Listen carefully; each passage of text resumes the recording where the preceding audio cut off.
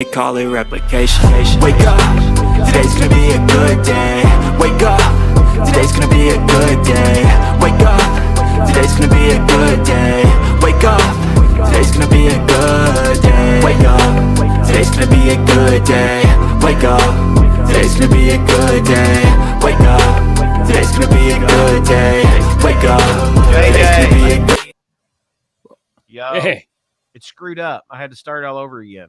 Oh no! It shut off. How do we? That's why I was trying to get your attention. How do we fix this? It says the live stream shut off. What happened? It started and it shut off, and I had to start it again. I had to go live again. Okay. Good morning, everybody. Hang on. That was Wow. So, hey, welcome everybody. Technical glitch. I went to get coffee and the intro thing. I don't know what's going on. Here, let's just have a little of it. I think there's some reasons just like every. Nope. We're not gonna have any of it because it's broke. It's broke. I don't know what's going on. Hey, what an amazing day! Way to start the day, ladies and gentlemen. I am JJW. That is Deacon. He's on the wrong side. Deacon.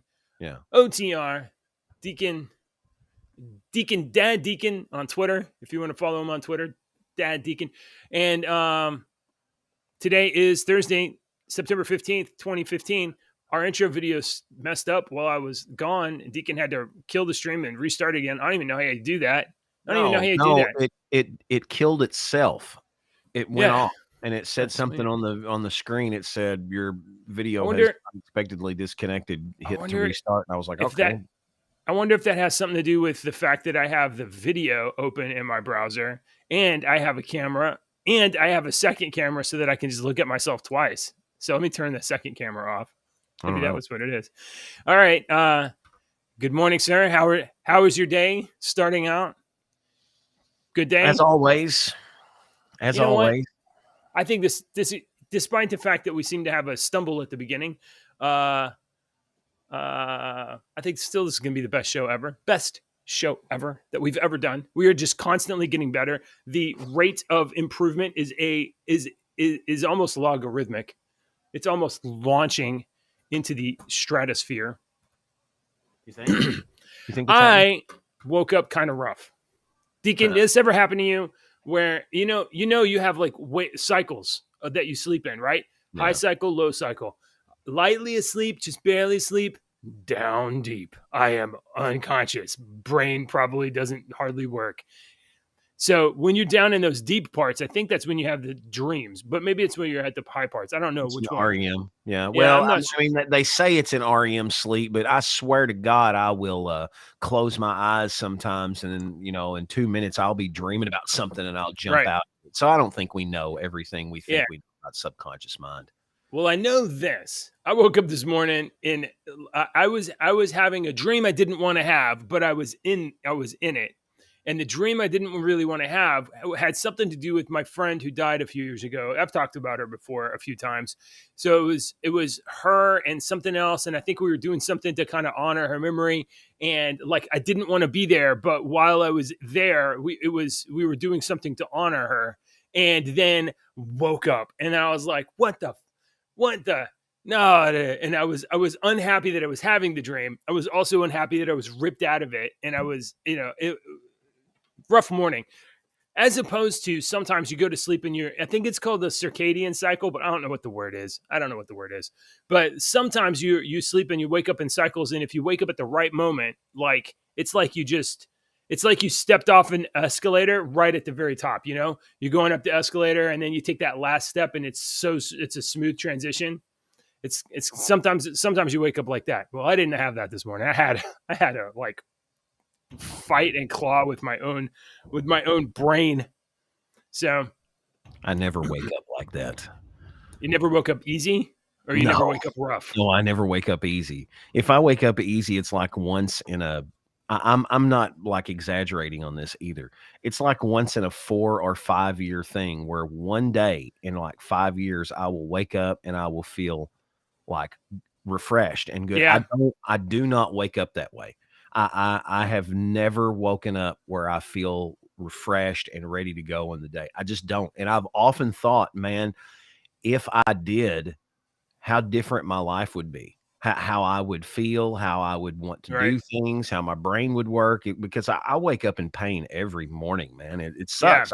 I've just gotten used to it. It's a 30 plus year thing now, and I'm just whatever. So I you just got rest. one of these like Fitbit things? No, Yeah. All right.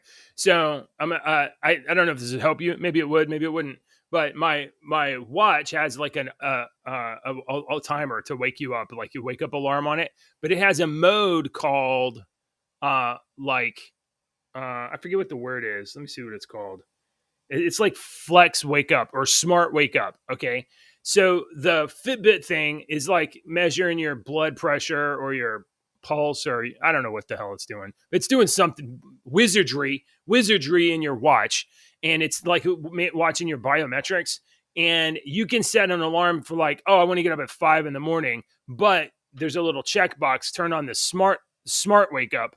And apparently what it does is it says, when it's within like 15 minutes of 5 o'clock and at the point where you're at the top of the cycle where it's easy to wake up, then it wakes you up. So if that's 10 minutes early, that's 10 minutes early, but you don't have the fog of the fight of waking up. that's It, not what I.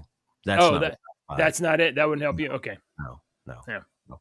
I sleep like 2 and 3 hour cycles, JJ. I don't sleep a big 6, 7, 8 hour chunk. No. I sleep like 1, 2 hour cycles. So my body never really gets into a rest, into a deep rest. I have extreme restless leg syndrome that keeps my leg running basically all night. I mean, Kicking. Ashley has filmed me. It's like this. Like Oh, really? My brother one time was like, dude, I don't know how the hell you stay asleep. It's like you're running.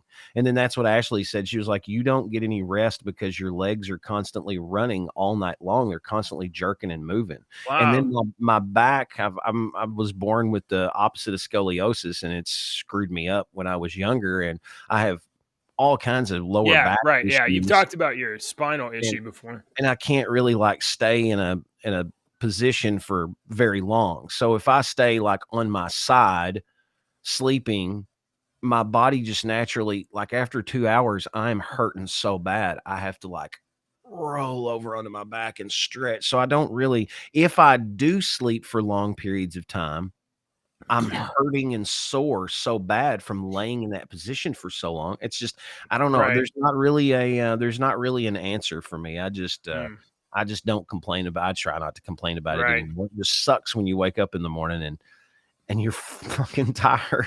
Yeah. I mean, I just want to feel rested. I just want to rest. I just want to rest.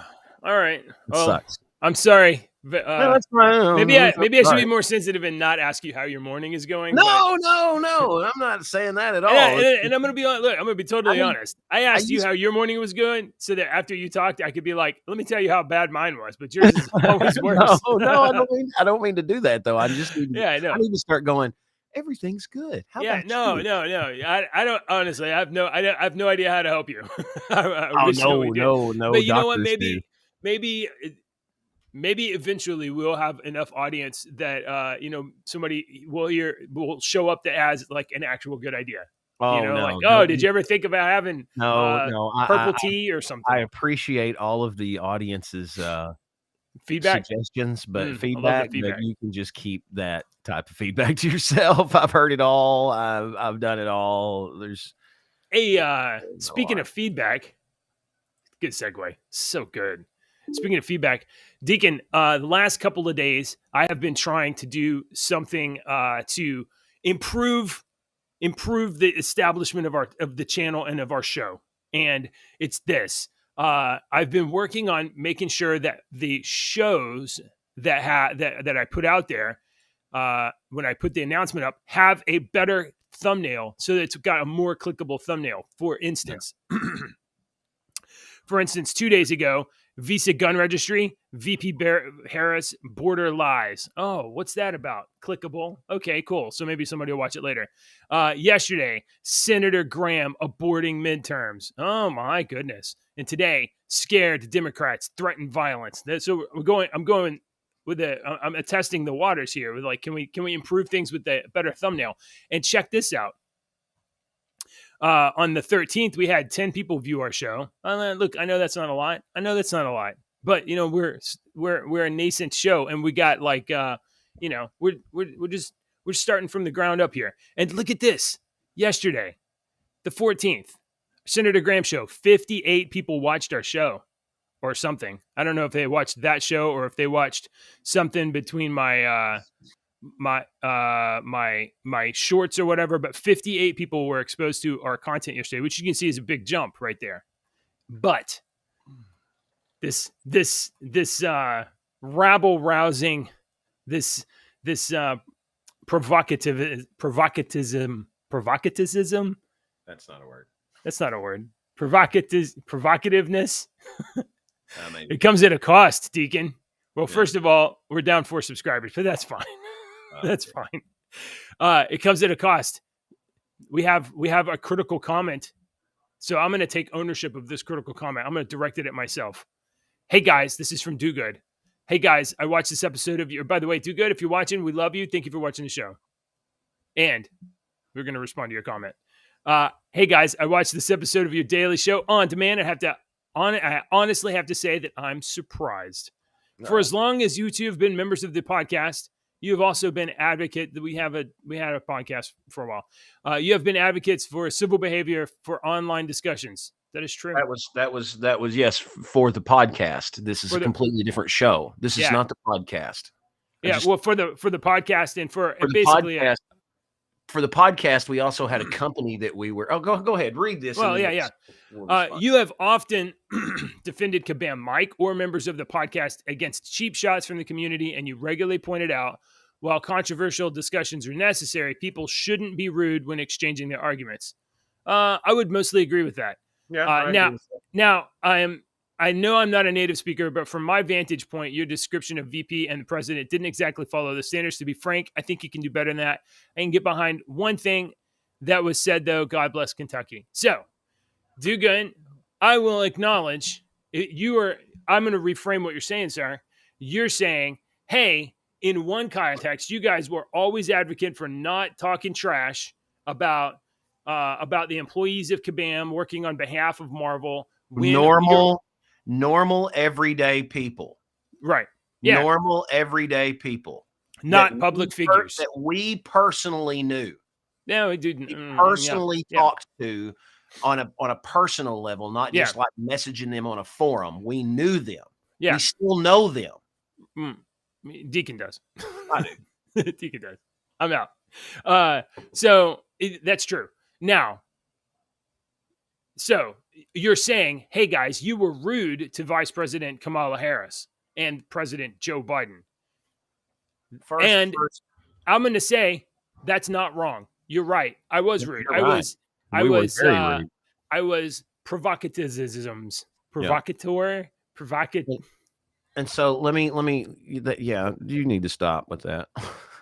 Do Good is not a native speaker. He's from Germany. I know Do Good. We've had several conversations because when he said there at the end, you were right about one though. God bless Kentucky. He came to school over here. He went to school not too far from where I live. That's how I met him, because the way he spelled his name is the name of a place in the college that is close to me. And I just made a little comment to him. Wow, you spell your name the same way that road is spelled that my ex-wife lived on. He's like, I lived on that road. And that's how we started our whole conversation. He loved America and loved Kentucky and whatnot.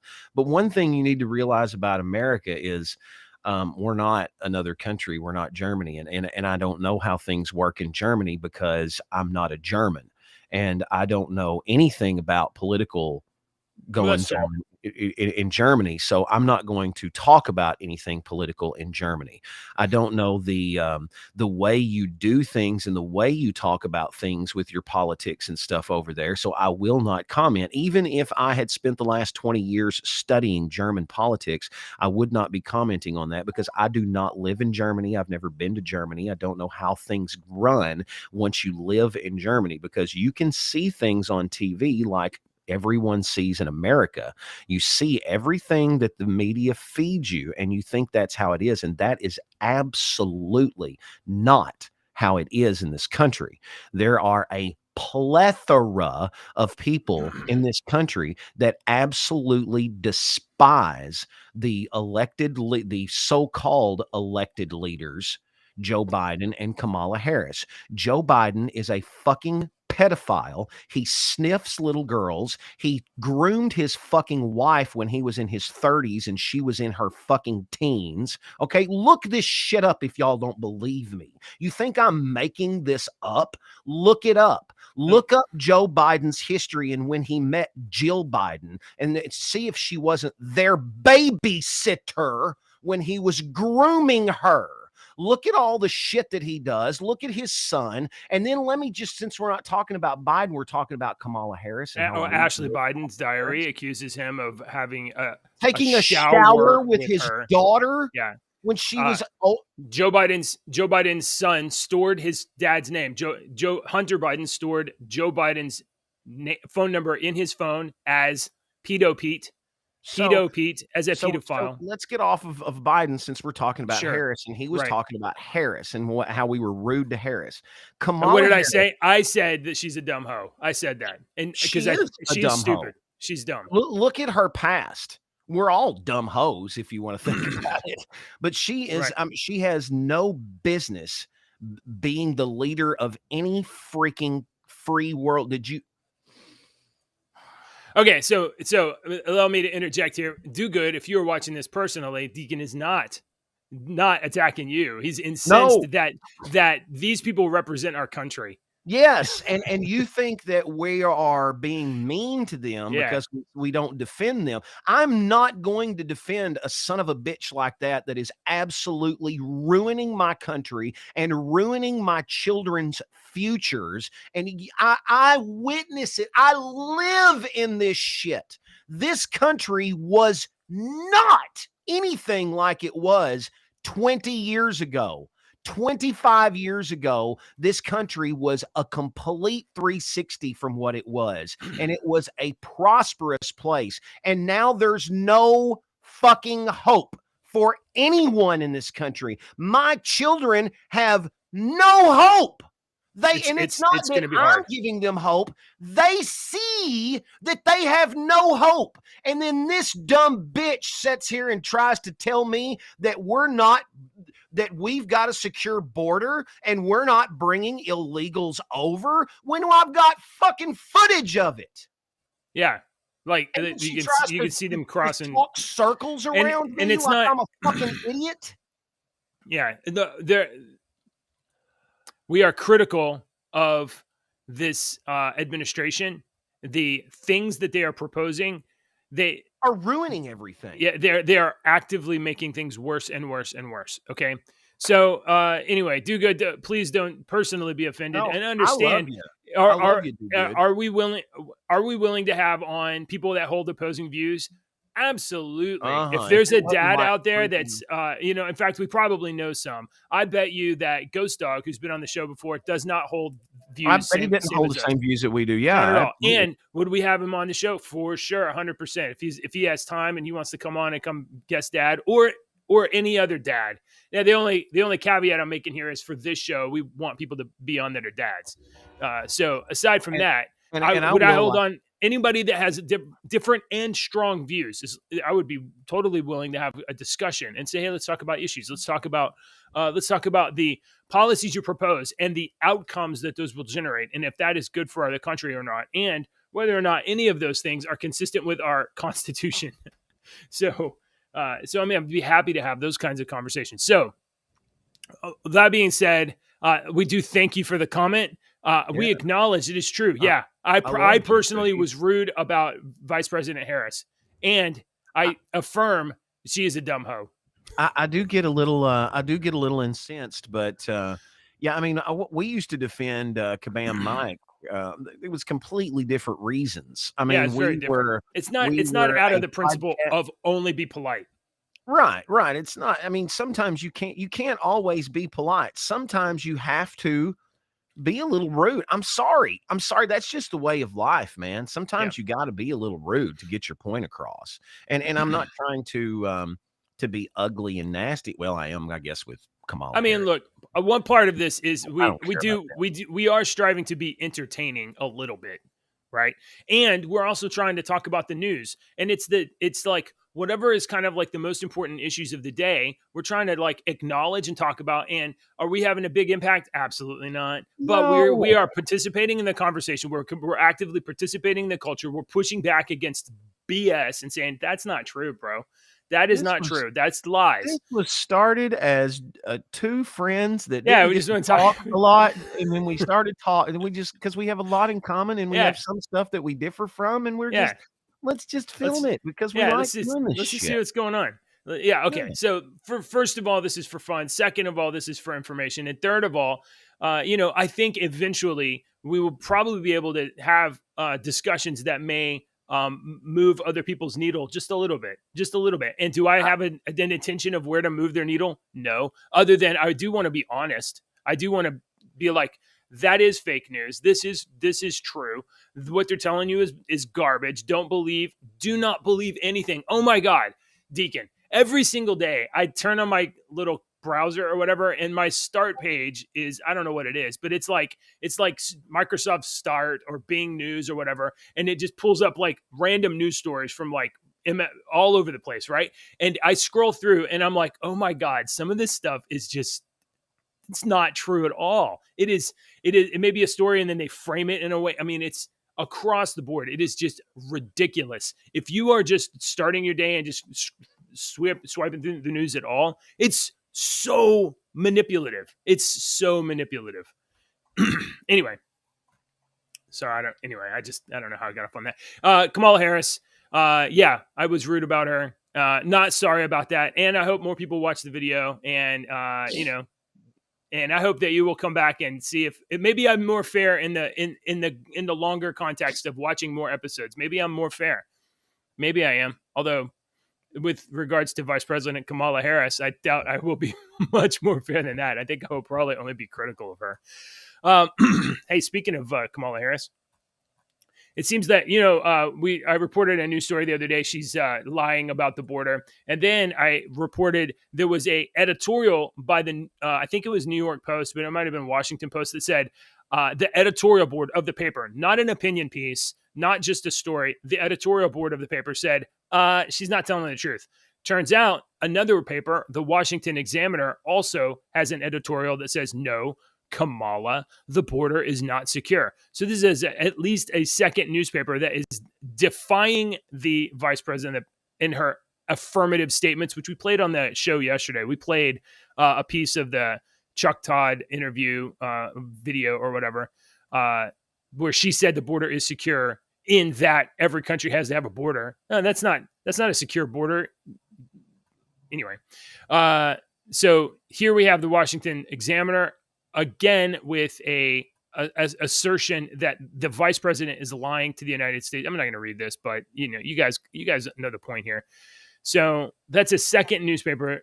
There's probably more that has said that she's lying. And here, check this out, Deacon.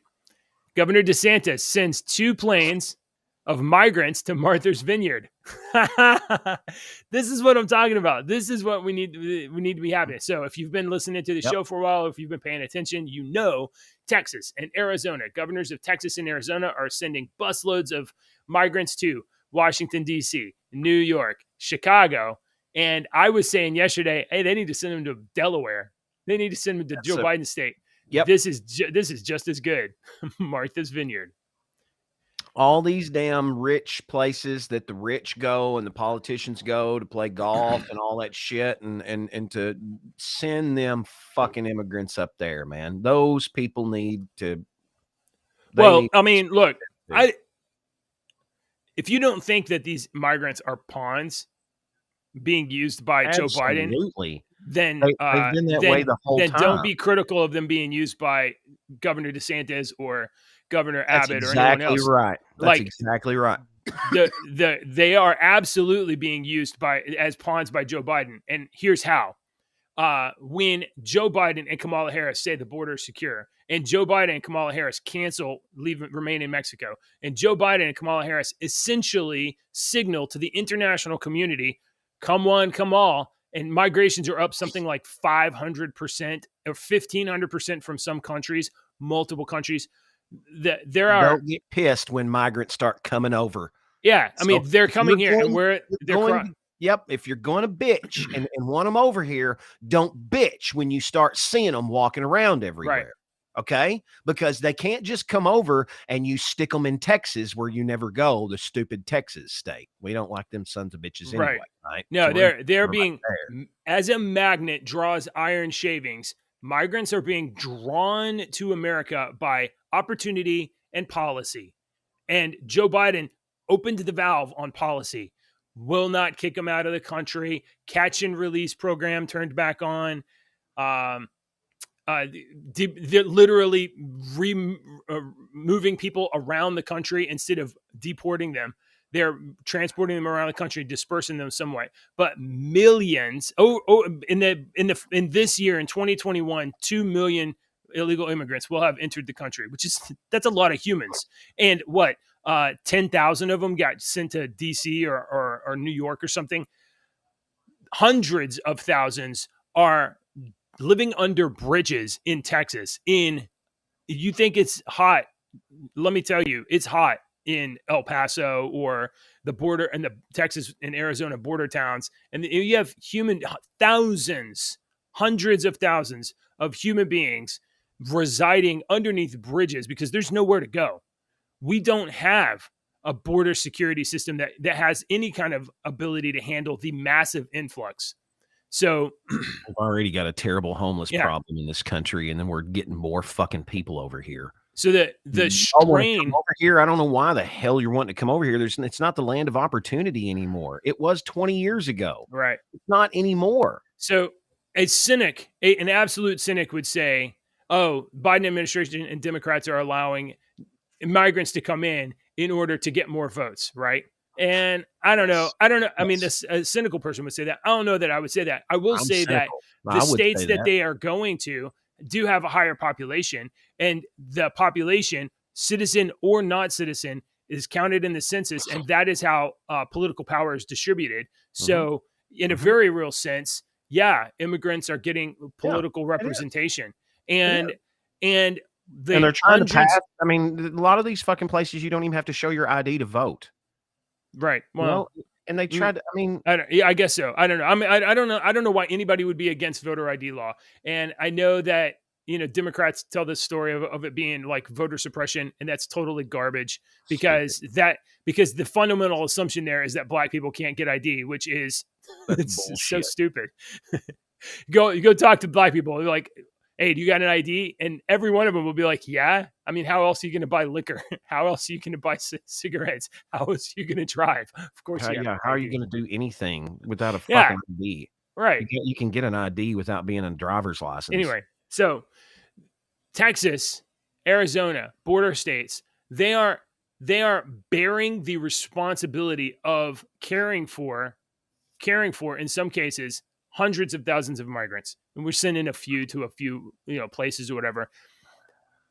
So Governor DeSantis, this is pretty good. Now, I think this charter plane is 2 charter planes of undocumented migrants launched from San Antonio. They went to the Panhandle of Florida, and then DeSantis took responsibility, whatever that means, and sent them to Martha's Vineyard. So they're going to Massachusetts. This is amazing. Any state that says sanctuary city, send them on until the federal government, until there's enough pressure in those places that the federal government will do its job. Absolutely. If any of these places said that they were a sanctuary city, they need to ship about 5,000 immigrants in there.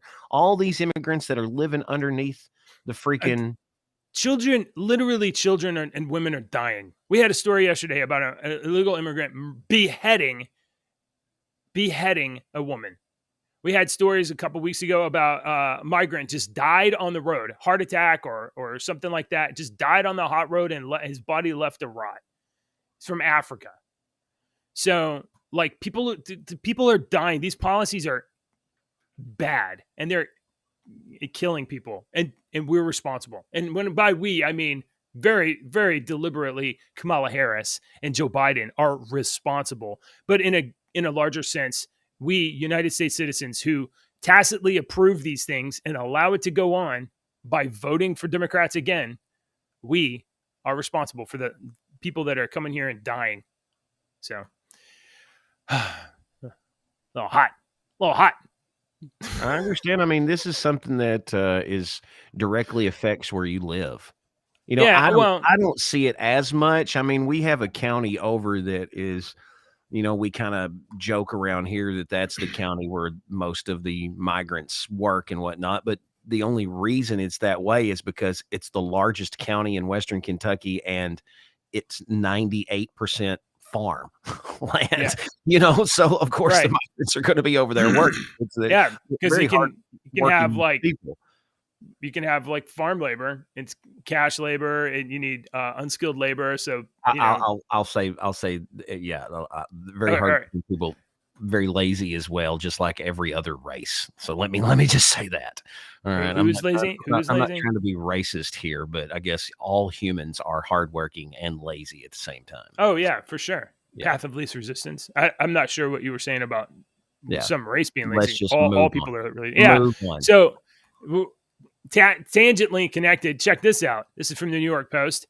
Biden's dirty deal sold out Haitian democracy for migrant deportations, former envoy says. The Biden administration scuttled Haiti's plans for free elections and backed a de facto dictator in exchange for his willingness to accept deportees, America's former envoy to the country says. Daniel Foote, the Biden-appointed former U.S. Special Envoy to Haiti, says the administration has supported Dr. Ariel Henry, who took power as both acting prime minister and acting president after the assassination of President Jovenel Moise. Right. Yeah, because he was willing to accept Haitian migrants who have rushed to the U.S. border. He was supposed to have organized new elections already, but in September 20... I'm confused. Yeah. Stop. Yeah, I'm just getting more confused. Sure. Explain this to me again instead of reading it. Just explain it. Yeah, all right. So Haiti is a Caribbean country. Right. It's in the Caribbean. And the president there was killed. This dude, Dr. Henry, whatever, took power. Essentially, he was supposed to have elections. He hasn't. Joe Biden initially said, hey, we want your country to have free and fair elections. And we want you to accept deportees. And Dr. Ariel Henry said, oh, we'll accept deportees. And then didn't have elections. And has Joe Biden pressed for elections? Has Joe Biden said, hey, what about the free and fair elections? What about, democratic principles and stuff? How about we just don't talk about this? You just keep taking these deportees because I need to get the immigration pressure valve released from my administration. So go ahead, be a dictator. Go ahead, run your country however you want. America foreign policy absolutely is, we don't care if a dictator runs Haiti. Just get some of these Haitians out of our country because I have to get these people out of here because 5 million in 2 years is too many. That's what's going on here. In September 2021, a huge group of Haitian migrants camped in Del Rio, Texas, and they caused a bit of a political headache for President Joe Biden. If you are advocating for the open borders, this is what you're advocating for. You're advocating for hundreds of thousands, definitely tens of thousands of humans to take a perilous journey where many will die or be sexually abused or be abused in other ways. Children and women will die. There's been like I don't know, a dozen people died just drowning last couple weeks ago in the Del Rio River. If you're advocating for open border policies, not checking people coming across the border, then, we had people washed away, and they scooped up like 9 bodies of women and children. And the people that do get here, they live in ramshackle tent cities like this. They live like this for however long it takes until they can like scoot out and find somewhere else to be. So anyway, Joe Biden supports a dictator. That's what that story says. Dictatorship. Go America. And you're wrong. It's Trump. It's got to be Trump. Oh, it's Trump. Is he still? It's not Biden. It's Trump. It's, Trump probably. 2021. 2021. He was still the president. Are you saying that Trump is still the president? You're not understanding, JJ. It's always Trump's fault. It must be Trump. It couldn't be anything that this administration is doing. It started way before. Hey, don't be rude. Don't be rude about. Biden is just trying to clean it up, okay? Joe. Trying to clean up the mess that was left. Mm-hmm. Let's lighten up, but not get too light. Let's lighten up, but not get too light. Yeah, these are crappy stories. Yeah, they are. No offense to you. They're just. I mean, stories, I mean, this is a big. I feel like it's a big deal. You know. It is. It is. It's just crappy that we have to. I want to talk about something fun. From the Daily Wire, the My Pillow guy. How do you feel about Mike Lindell, JJ? You either like this man or you despise this man. Okay. And the only reason you despise this man is because you're a brainwashed idiot sheep that hates him just because Trump orange man bad. Yeah. That's the only reason you hate this guy if you hate him. Seriously. So, you don't hate him because you got scammed from Pillow or something, because let me tell you, I got a fucking My Pillow. Do you really? Wonder fucking. You like it? The guy that doesn't sleep. Okay. I love maybe we need to get one of those promo codes, huh? We didn't sign up to a My Pillow promo code. I'm not getting any money off this. I'm just telling. Ashley got me one as a present because she knows how fucking bad I sleep, and she's like, "Let's try everything." She got one of these. I love it. So this is everything that I know about Mike Lindell. Mike Lindell, weirdo, as a young man, younger man, was not a good guy. Yeah, he was. I think he was in jail for sure. He was on drugs and stuff, and he found Jesus, pulled his life out of the gutter, quit drugs, started a pillow company or whatever, and he just hustled and built a fortune selling pillows and making lives better for his employees. And people seem to love his product. That's what I know about him. And I know that he's skeptical that the 2020 elections were legitimate. Right. And honestly, how could you assert that they are legitimate when we have, as the public, no ability whatsoever to check anything? We can't check anything. We can't see the records. We can't do anything as a free country. Anyway, so he has some he dubious assertions about the 2020 elections, and he spent his own money and his own part of his own fortune to try to prove that that needed reform, for which he was lambasted, attacked, kicked off social media, kicked out of like Walmart and Ross and whatever. And so has taken a personal hit to his company and his fortunes and is still going. I get the impression that this guy is a good guy with good intentions. He may not be that had a shady past. All right. He had a shady past. But let me tell you, that's a story of being redeemed, though. That is a story of like, if he's all serious, humans are bad, and this guy turned his life around. If he's serious, then yes, this is a great story about that, and it's one that kind of gives you hope for humans. You don't have to be a Christian, you don't have to be religious at all. A man that was not on the right path changes his life and turns around to the right path. Are you going to hold the sins of a man for the rest of his life? Because I sure as to fuck hope not, because I'll be judged for the rest of my life. I'm not the same man that I was 20 years ago by any means. I mean, he will tell you in his own words, like, I was a bad guy. I got Jesus. I got better. That's the guy that I want. That's the person that I always said, if you have two preachers, Okay, you got two preachers in front of you that you can go listen to, but you can only listen to one for the rest of your life. Okay, the guy on the left has been a good Christian man his entire life. He grew up as a Christian youth. He grew up and he waited until marriage before he lost his virginity. He's been with his wife the whole time. It's the only girl he's ever been with, and he's loved Jesus and he studied Jesus and he knows Jesus his whole life. Okay. There's your first preacher. Your second preacher on your right over here is a guy that used to be a biker. He did a lot of shady stuff. But about 10, 20 years ago, he found Christianity and he found Jesus, and he completely has turned his life around. And now he preaches, which I've lost you. We have breaking news, sir. Oh, okay. All right. my point is going to disappear. Oh my god. Oh my god. Anyway, I'm gonna pull up the breaking news. Mike Lindell. I get the impression he's a good guy. Is he the smartest guy? Probably not. Is he a genius?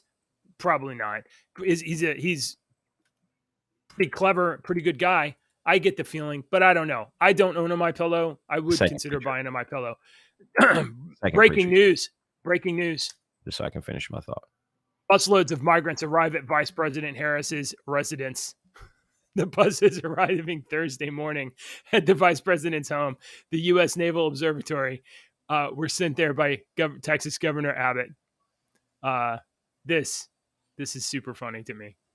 2 buses with migrants from Texas arrived Thursday morning outside of VP Harris's official residence in D.C. The arrival is the latest move in the escalating effort by... I mean, what a day, huh? DeSantis says, oh yeah, Arizona and Texas, you guys are going to send buses of migrants to D.C. and to Chicago and to New York City. Check this out. I'm going to fly some to Martha's Vineyard. And Governor Abbott, not to be outdone by the great Ron DeSantis, says, oh, I see your flight of migrants to Martha's Vineyard, and I raise you 2 busloads to the Vice President's house. Amazing. Anyway, I thought that was hilarious. Breaking news right here. First thing in the morning on your 2 dads. Okay, Deacon. Anyway, Mike Lindell was out hunting with his buddies, right? Yeah. The MyPillow guy out hunting with his buddies in Minnesota. Can you do a Minnesota voice? Probably. Okay. And it was like 4 a.m, and he went out hunting, and they were on their way back to town, and they were like, hey, let's stop at Hardee's and get whatever they sell at Hardee's. I never been to Hardee's. You never been to Hardee's? Do y'all not have Hardee's in Texas? Not that I know. Do you have Carl's Jr.? We had Carl's Jr. like 30 years ago. That's Hardee's. Oh, is it the same thing? Hardee's and Carl's Jr. I haven't seen a Carl's Jr. honestly in decades. We've never had Carl's Jr. here in the western part of the United States. We have Hardee's, and Hardee's, from what I understand, is the exact same thing as Carl's Jr. Like they have the same. The Hardee's. Let me tell you, the great thing about Hardee's is, their biscuits are wonderful. Oh. They are smothered in their homemade biscuits. They're not like frozen. And as far as from what I understand from people that work there in the past, they're not frozen from a company and sent and then warmed up there at that business, at that particular restaurant. They are mixed and made at that restaurant every morning from there. And that, to me, you can still tell these biscuits are freaking great. They're slathered in butter, and they've got some sort of secret ingredient. They always said they have like mayonnaise in it that makes it. I know you think it's gross, but they have, JJ, I'm telling you, these are the best biscuits that you've ever ate, the best homemade biscuits that you've ever ate. I'm not countering that, but I don't have, I've never eaten at Hardee's. Have you ever had Whataburger, No. butter? We don't have Whataburger around here. You don't have Whataburger? So if you've ever had. He says Carl's Jr. is like Burger King. No, that's not the same. No, that's not the same. Hardee's. That's what I was going to say. The only good thing about Hardee's is their breakfast. Their biscuits are really good. Their lunch and whatnot is, they tried years ago to market towards men. like exclusively towards men. They were a fast food restaurant for guys, and they made these big burgers. You want a $10 burger? We'll get it for $5 here at Hardee's, you know. And they were just their burgers are gross. Okay. They're just but yeah. And I mean, normal fast food stuff. I mean, you've got 3 people working in there, and 2 of them are out back smoking with 16 people in line, and Meth Mary is taking your freaking money, and she can't figure out when you give her an extra fucking dollar she's only supposed to give you 50 cents back because she didn't pass the fucking 3rd grade. So I mean, that's any other freaking fast food restaurant just about. And yes, I'm judging you. I've been to Hardee's. I've been to fast food restaurants. I've seen the people that take my change and make my food. In light of this FBI seizure of Mike Lindell's phone, so what happened was him and his buddy were stopping at Hardee's, and then while he was there, he got ambushed by FBI, and they took his phone, probably related to January 6th, something like that. Hardee's mocks Mike Lindell after he claimed. So this is from who is this independent picture of something with supposedly he had some pictures of something from the voting. Right. Maybe. Yeah. That's I don't know.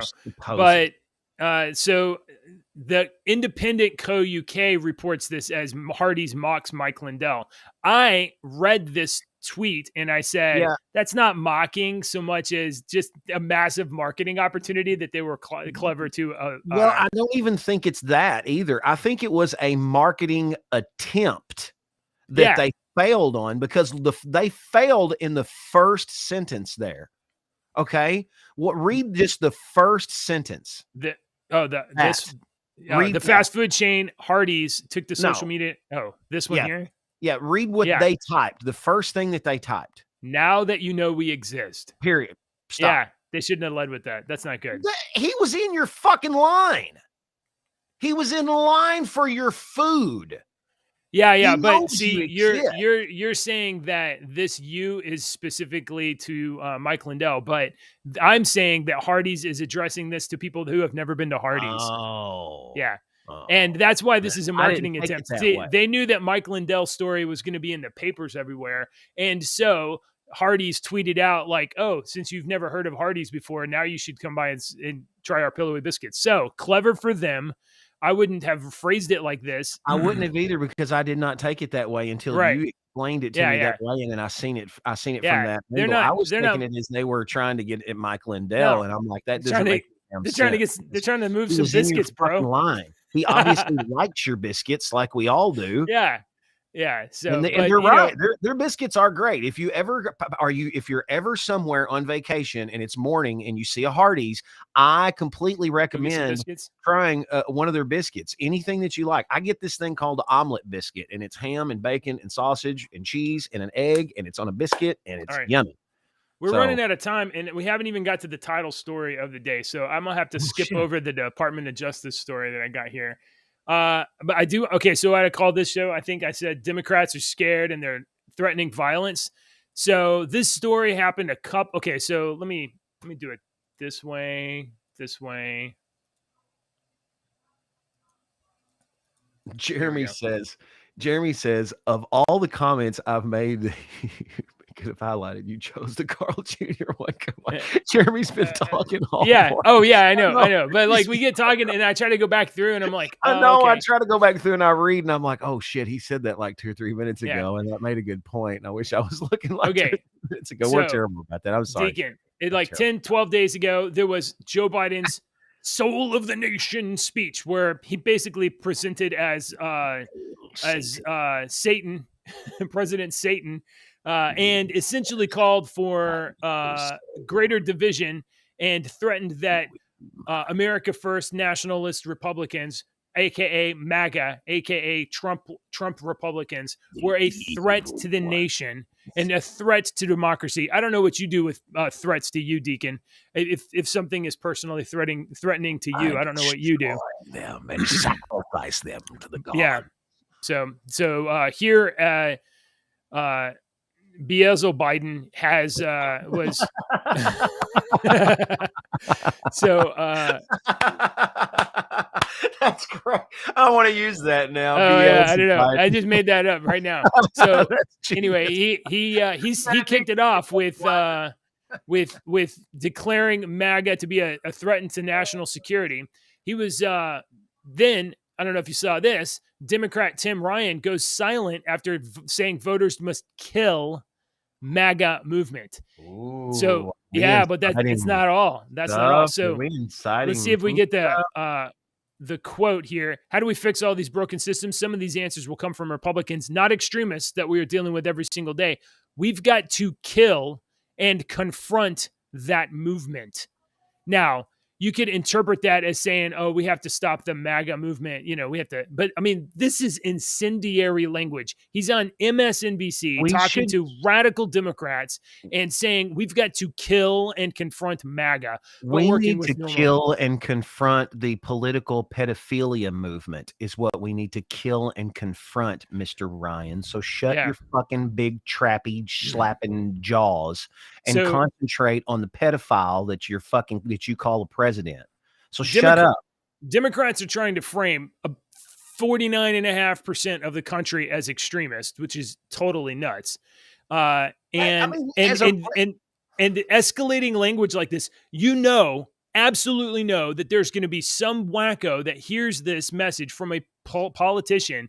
Oh, we can go kill Republicans. Or we can kill MAGA. Go put the Catcher on the Rye back on his bookshelf and go freaking do something. And here we go. Democrat Senator Mazie Hirono issues, quote, call to arms when debating abortion ban. Democrat extremism in the wake of Joe Biden's dark MAGA speech heated up more on Wednesday when Senator Hirono, a Democrat from Hawaii, issued call to arms on the Senate floor while debating a national abortion ban. That one fool was on MSNBC. This is a public figure on the Senate floor. Go ahead. Is this the native Hawaiian guy? No, it's a female. It's this lady here. Oh, okay. I think that's a female. Odds are. I don't know. It's 2022. How are you supposed to know? She didn't issue her pronouns. It, he, she, they, whatever. Quote, when I hear my colleagues talking about how, it should be states' rights or government should not be telling us what to do, the word hypocrites, it doesn't even go far enough to call them out on what they're doing. This is an outright attack on this country, and that's how I see it. This is how more and more women and those who support our right to make decisions about our own bodies, that is how we see it. Why? Because that's what's happening. Hirono concluded her speech by saying the proposed abortion ban, 15 weeks, is literally a call to arms in our country. And by the way, on yesterday's show, I was absolutely critical of Senator Graham fronting an abortion ban bill in this political context where nobody is asking for a national abortion ban. Nobody. He's doing that as a stunt to activate Democrat voters. And here you have Tim Ryan saying kill MAGA. And here you have Senator Mazie Hirono saying call to arms. Democrats are scared, and they're scared because the races are tightening. Here we have the Senate elections model. This is from Decision Desk. Up until from June, it was like very likely 51-49, and then it became 50-50. It's currently 50-50 that the Senate after the midterms will be 50-50. That is the most likely scenario or highly likely scenario. The chance of a majority of any one party getting more than 50 is favoring the Democrats for the Senate. But in the House, where's the House map here? The House map, it's a 50-50 country. Here is the current projections for midterm elections. Now, this is going to continue to tighten as we get closer to the elections. So we got like another 60 days, 50-something days. And so this is going to continue to tighten because the Democrats are going to continue to drop the ball in messaging, and the Republicans are going to drop the ball. And the Democrats are going to do stuff like this and call for violence and call to arms. So currently it's estimated that the most likely scenario is that there will be 229 Republicans and 206 Democrats when midterms are over. So if this is likely, this is the most likely stuff here. If this is likely, then Republicans will control the House and Democrats will very likely control the Senate. Democrats are running scared because we've already got. They sure don't act that way. What do you mean they don't act that way? Oh, well, according to them, yeah, they're fronting. According to them, they're fronting. Well, I mean, Nancy Pelosi is saying that she's very confident that Democrats are going to take. Nancy Pelosi is out there asserting right now that Democrats are going to take the House and expand their seats. Okay, Nancy, yeah. But she's a boozer. So this is very, very concerning to Democrats, and it's so much so that they're backed into a corner, and now they're literally calling for threats to democracy, calling for murder, and calling for their constituents to take up arms. They are trying to kill you. They're trying to kill you. So that's a little. That's what's happening right now. This is a reality. And this is why I'm not being so polite about Kamala Harris and Joe Biden. Right. Because they say shit like this. This is why, yeah, exactly. I mean, we've circled all the way back around to the very beginning of the show.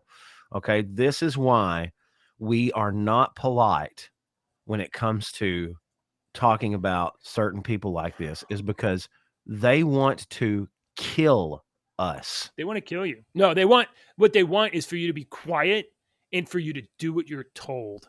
They want you to obey. To shut up and obey. And I am freaking Roddy Piper and They Live. And I'm not one of these people that just watched this movie. I watched that. I loved They Live from back in the day. You remember that freaking movie? Yes. I've seen the longest fight scene in history. Times. And I haven't seen it in 20 years. Yeah. But when he walks into that bank and I've come to chew bubble gum and kick ass, and I am all out of bubble gum. And that's what we're doing. Me and JJ don't chew bubble gum on our damn TV show. I'm being honest. And I honestly am just incensed on a lot of these things. They don't understand. Jeremy says they don't understand Democrats. They don't underestimate the Democrats. They control Dominion and all other voting systems. They'll dump thousands of votes in the middle of the night. Right. I don't know, man. I don't know about that. So Tim Pool, you need to watch that movie. No. Listen. So I do listen to a lot of Tim Pool, and Tim Pool is not a right-wing guy. He is a moderate. You know what, Deacon? I was going to say this. I was thinking about this the other day. I should have mentioned it to you. I want you to take the three-dimensional political attitudes test. Okay, so you probably already know how you feel on economic and social issues, but there's a three-dimensional political ID test. I want you to take that. I'm going to take it. We'll reveal them to ourselves tomorrow. Okay. But I don't know about the hacked machines and all of that. I mean, I find that to be a very possible thing. It's certainly possible to hack machines. Look up what happened with those particular Dominion machines in Myanmar this year. Not this year, but it was right after our election.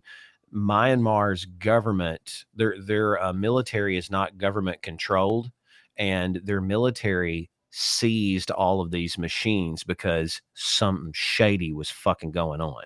Right. And they happened to be the exact same machines. Here's the thing. Even if that's true, we're never going to win that fight. You're never going to win the fight of disproving fraud. Right. No. Right? Because you're never going to win. Because what's going on is like, and that's a strategy, right?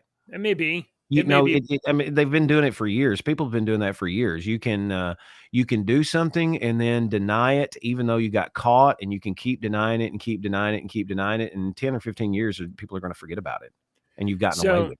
I don't know. There's no way that we can prove fraud because you don't have any access to anything to be able to prove it. So I don't even know if that's true or not. And even if it was, you can't. Even if it's true, you can't prove it. You can't win that fight. Meanwhile, Democrats who live in highly population dense areas, big cities, they only have to go 10 feet to go to the next place, knock on the door and say, hey, make sure you vote. 10 feet, go to the next house, knock on the door, make sure you vote. How far do you have to go to get to your neighbor's house? How far do you have to go to get 500 people to vote? Yeah, you personally. I have to go 30 feet to go to one house.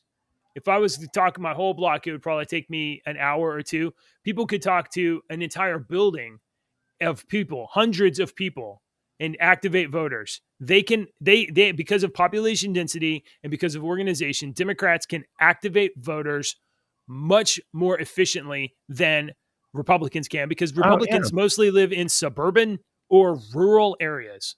Right. And so it is miles to get to the next neighbor to say, hey, man, make sure you vote because that matters. Yeah.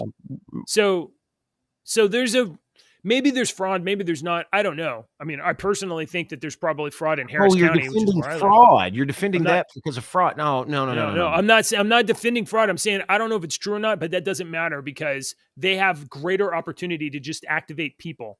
Look, because Jordan's saying it. Just watch that movie, dude. Just watch the movie. Just take 2 hours and watch the movie. Okay? I will see it eventually, but I mean, I get the gist of it, and I know they use phone data, and they're saying people are dumping extra ballots into boxes. The guys are trying to disprove themselves. They're like, okay, we're trying to. I mean, yeah, maybe so, but that isn't going to change the fact that the only way that anybody can win against that is if you get more people to vote Republican or just not vote Democrat, vote Libertarian. Please vote Libertarian instead of Democrat. It's not ever going to change. It's going to go like this one year, and then some years it's going to go like this, and it's going to go like this. Yeah, but you can't. It's going to do that for another 150 years until this country completely implodes. You can't have a legitimate audit of elections until you have power to do so in the first place.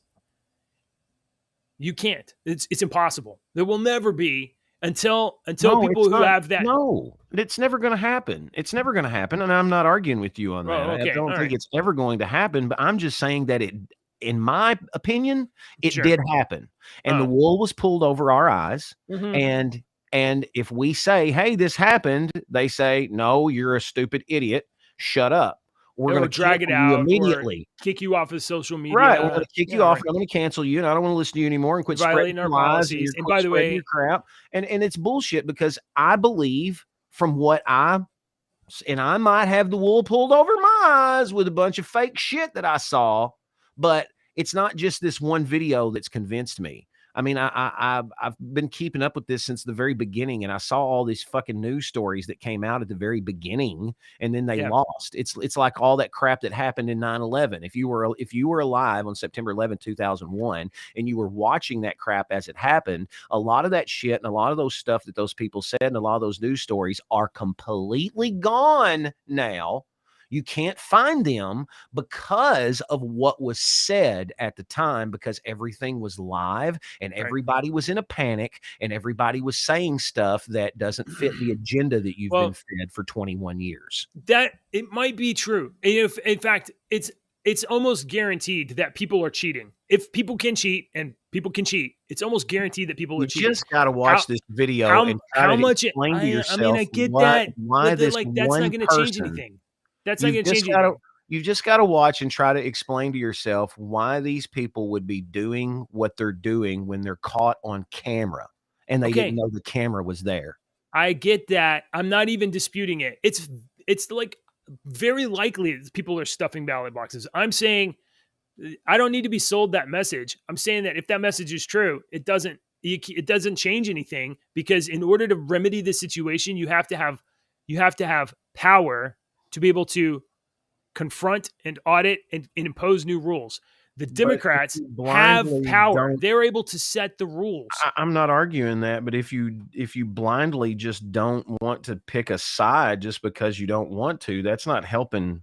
No, I just don't think it's useful. I'm looking at it wrong. It's about what's useful, right? It's about what's useful. I think proving the fact that an election was completely fucking stolen is useful information. that Okay. that All right. could No. happen. And I'm not even saying that this is the first time it's happened. I would be a fucking history idiot to think that this is the first time. Right. And when everybody was bitching a couple of years ago about Russia's interfering with the elections, I'm like, do you people read history? Other countries have been influencing other countries' electoral processes for thousands of years. Okay. So this is nothing new. Walk down the thought path there. We're supposed to be if it's useful, society. how is it useful? How is it useful if you sell the story? And by the way, for YouTube purposes, I am not advocating that there was fraud in the 2020 election. I don't know what happened. I don't think it's possible to know what happened. I don't know. Because otherwise, hello channel strike. But if it's true that there was fraud, if it's true, and you can prove the point, how is that useful? How is the point being proven useful? Yes. That it shows you and everybody else that this is a pointless fucking process that you're going through, because no matter what you fucking do, they're going to cheat and they're going to get the answer they want anyway. So why the hell am I going through this whole fucking dance and routine and hokey pokey, putting my left foot left? Why am I even doing it when you're going to pick the answer any fucking way? Okay, then Deacon, think of this. Okay, so you've proved your case, you made your point, you've sold your message, and potential voters have accepted your viewpoint. Then that it is pointless, therefore they will not activate and will not vote. And now what happens? Well, now Democrats have just suppressed your vote by convincing you to not even go to the booth, and they don't have to cheat. They'll just show up and vote and win. When in fact, what we need is not a narrative of fraud or voting machines or Venezuela or whatever. What we need is for Republicans or libertarians or whatever, or literally everybody, to just not vote for Democrats, vote for anything else, but don't let them concentrate power and take power again. Okay? But that's what I'm saying is that legitimately, because if you don't go to the booth, then they legitimately win. What we live in, and if you look at the history of power in this country, this is true, Jordan. Yeah, if you look at the history of power, it goes like this. All right. Yeah, it goes like this. Yes, that's right. And right now, in our lifetime, it's done this. It hasn't changed, and that's what it's always going to do. So, are we wasting our breath? No, that's because that teeter-totter situation puts the same 10 people in charge or the same 50 people in charge, and those people are Mitch McConnell and Lindsey Graham and Chuck Schumer and Nancy Pelosi and Kevin McCarthy or whatever. So should that the elite uniparty thing that they're asking with term limits? Do you support the term limits? Because should we have who's the one guy that is a senator that was like a fucking senator in the 50s before the Jim Crow laws even, and he's like 90 something or whatnot, or was 90 something. We've had several lifetime. Would you allow an 85-year-old, 90-year-old man to run your multi-million-dollar company?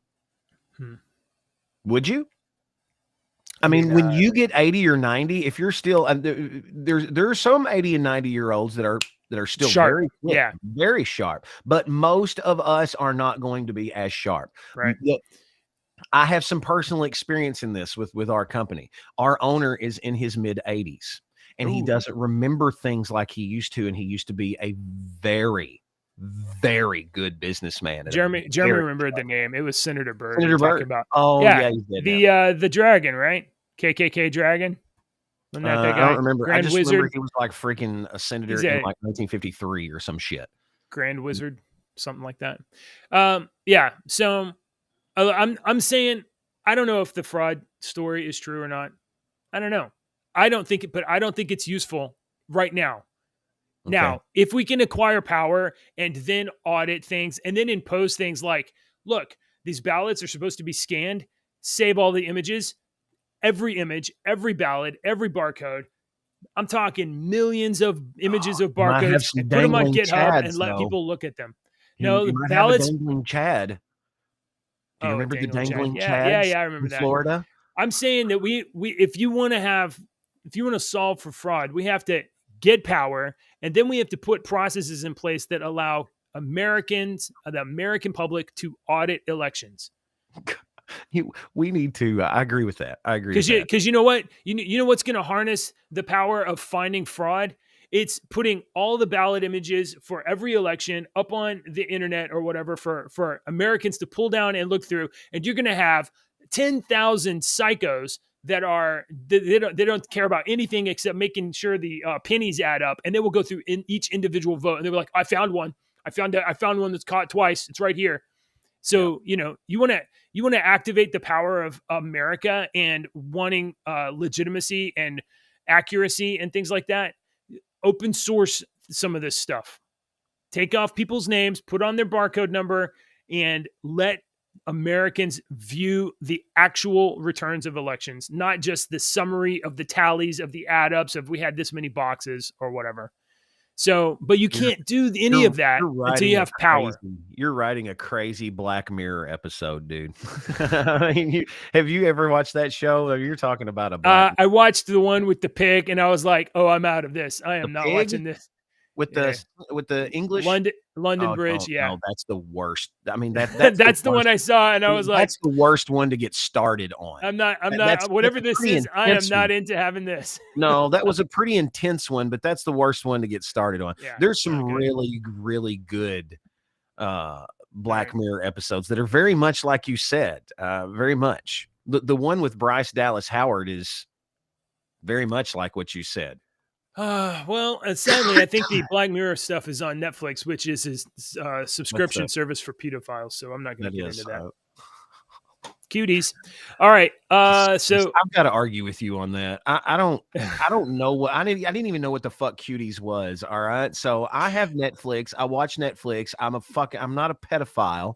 And of course, it's a fucking service for a pedophile. I'm not attacking you. I'm attacking the company. Okay. Go watch Cuties. I'm not going to watch it. I don't watch a lot of shit. I've got Disney Plus, but I'm not watching fucking She-Hulk. Hey, let me tell you, I watched She-Hulk this morning, and that show's not getting better. Not getting better. It is so bad. I haven't watched a lot of the Marvel movies. I'm a Marvel guy, but that doesn't mean that I have to watch everything Marvel. You know what I saw this morning, Deacon? Turns out Thor: Love and Thunder is on Disney Plus. It is. I saw it yesterday or the day before. I was like, oh my God, I'd like to watch that. Yeah, but I was like, it's free. I'm still not sure I'm interested. I like the Thor movies. I think I do. I do. Thor. Here's the thing. I loved the first Thor movie. Second Thor movie, I enjoyed, but I understand it's all. You didn't like Taki. I loved Thor Ragnarok. I loved it, and I ended on such a high note. And that was the third movie. I'm afraid that the fourth one is going to be a big poop fest. This brown puppy in the toy box, and I'm gonna go back. Ladies and gentlemen, it is time. Hey, come here, showstopper. No. What is that? What was the director's name? Taika Waititi. He's a New Zealand born. I love this guy. He's funny. He is new with. He's taken some Star Wars reins now. Mm-hmm. He's done a couple of funny things that I've kept up with. It was kind of funny. The very first thing he did when he's going to do these new Star Wars things was he made this tweet, and he said basically something to the effect of, we all love these stories, but there's a lot of other shit that goes on in the Star Wars universe besides Jedi and stormtroopers and all this. And I was like, ooh, okay, let's have some Star Wars shows that don't have anything to do with freaking Jedi and stormtroopers and stuff like that. I'm all about that. Give me some of that. And then another thing he did was, with this new Star Wars, I think he publicly tweeted Natalie Portman and was like, hey, do you want to be in a Star Wars movie? Yeah. He was like, I already am. Yeah, like, right. Oh, I forgot. Yeah. I think that was about a month or two ago. I remember that. So I like Taika Waititi. I love Thor Ragnarok. Oh, Jeremy, got him. Hold on. Now, here's what I think about Taika Waititi. Taika Waititi is first and foremost an entertainer and a comedian. And I think that he's not too dissimilar from myself in that he will attack the audience if he thinks it's funny. And I think that Taika thinks that it would be funny to attack Thor and, like adapt that and like make fun of the people who are critical of it because it would be funny to him. So I am pretty sure that Thor 4 is not great. In fact, we have box office returns that demonstrate that it isn't too good. What fucking glasses do you and your brother see things through, man? I would have never seen that at all. At all. Taika Waititi tweeted out one time, I think what did he say? He said, I will destroy your myths, baby. Like it doesn't matter that you're a fan of stuff. Like if it's, if where he wants to go is like tear it apart, well, then he's going to destroy your myths. So he has no reverence for this. How is that any fucking different than any comic book writer for the last 30 years that's done some bullshit that we're like, whatever? How is that any different than destroying our myth of Superman or our myth of Spider-Man or something? How's that working out for us? Different. How's that working out? Well, they've made billions of dollars. Sure. So did you watch Justice League Snyder Cut? I just don't hate everything. I'm not saying I hate it. I'm not saying I hate it. I am actively saying I love Thor Ragnarok. I think it's a great movie. And also, this is something I would say if somebody was talking shit to me. I would completely say that. Oh, you want to talk shit to me, fanboy? Yes, right. I'll destroy your mythos in a fucking heartbeat because you know what? I've got the reins. That's right. Don't talk shit about me and don't talk shit to me because I can destroy your mythos in a snap. Yeah. That's right. Wouldn't you say that? I mean, probably. Look, I'm telling you, I like Taika Waititi. I love Thor Ragnarok, and I think that he does not hold any reverence for the. It's the fact that he didn't hold reverence for the Thor character that allowed him the creativity to make Thor Ragnarok, which was a tremendous amount of fun. I like this, but he's gonna capture the lightning in a bottle a second time. I don't know, but I just don't. I haven't seen anything from the trailer that's like, oh, I have to see this. What is it? Is it? It's not Journey. What is the song from Thor Ragnarok? Wander. I don't know. Carry on your. What is that? Carry on my wayward son. Yeah, Wayward Son. That played in the Thor Ragnarok trailer. I was like, oh, I'm in. I'm so in, and I loved it. I loved it. But I haven't seen anything like that, so I just don't care. So all it takes is a classic rock song to get you hooked. Pretty much. Okay. I mean, yeah. Okay. Yeah. The classic rock. Over. You explained everything to me. For sure. Yes. Sweet. Look, I'm not saying all we are is dust in the wind. Did I somehow confuse you into thinking that I had like high standards and it needed to be philosophical or something like that? No, it just needs to be like fun. Immigrant song. Led Zeppelin. Yes. Let's go. Let's do it. Yes. That was the song that was it. It wasn't Carry On My Wayward Son. It's an Immigrant song. Oh, I'm thinking of Supernatural. You're thinking of Listen. Okay. I am not a smart guy. I personally like the guy. I don't keep up with his personal life, but I think that the shit that I've watched from him and what I've read from him has been kind of funny. And I am one of these people that I don't think he's destroying the mythos by making a Star Wars movie that don't have any Star Wars or Jedi or Stormtrooper.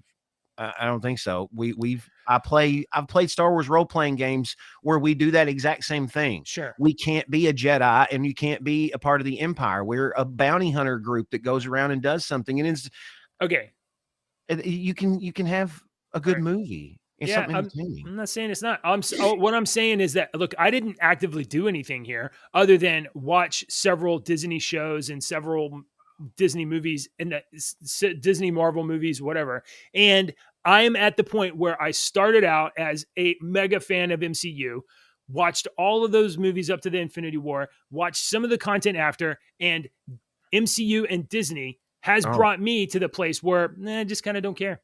How's that my fault? What did I do? I was the same way. I watched all these movies. I was super excited they were making them. And now I kind of just like indifferent. Saturated with them, and I just don't care anymore. In the shower. No, mama's at work. Come here. You want to say hi to Uncle Deacon? No. Uncle Jeremy?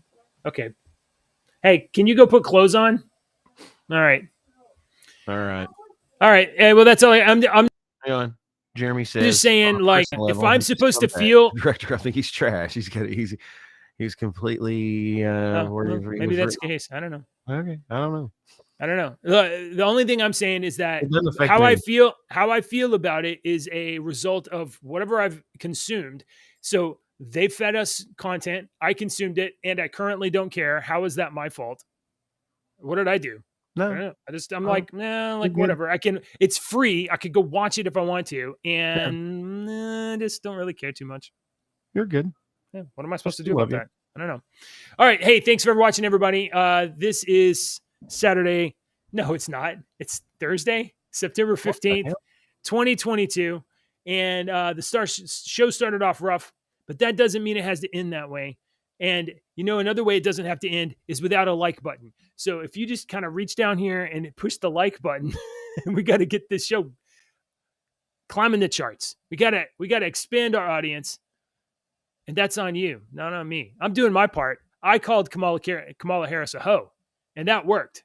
So now it's on you guys. Share the show, and I'm going to play the intro that somehow caused a total collapse of the show at the beginning. So, good morning, everybody. That's Deacon. I'm JJ. We're your two dads. We love you. We love you, and we will tell you how awful you are for your own good. Bye, everybody.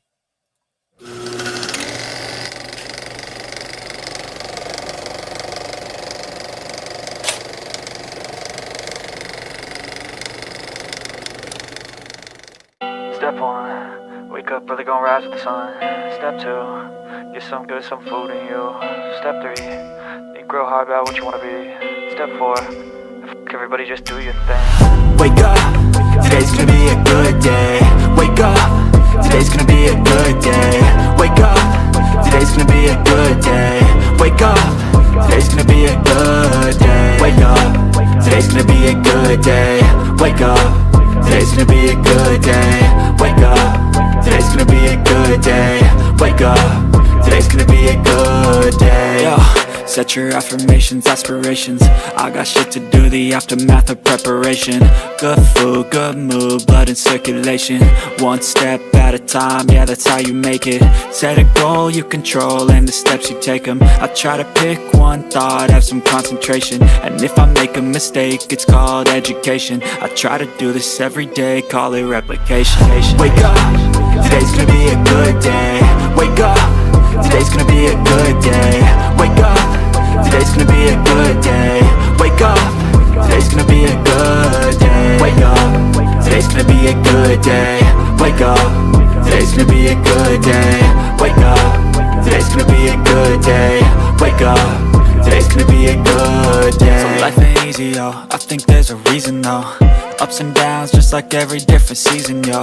Sometimes I'm high, other times I'm barely breathing, though. I always gotta fight and hide from the demons, yo.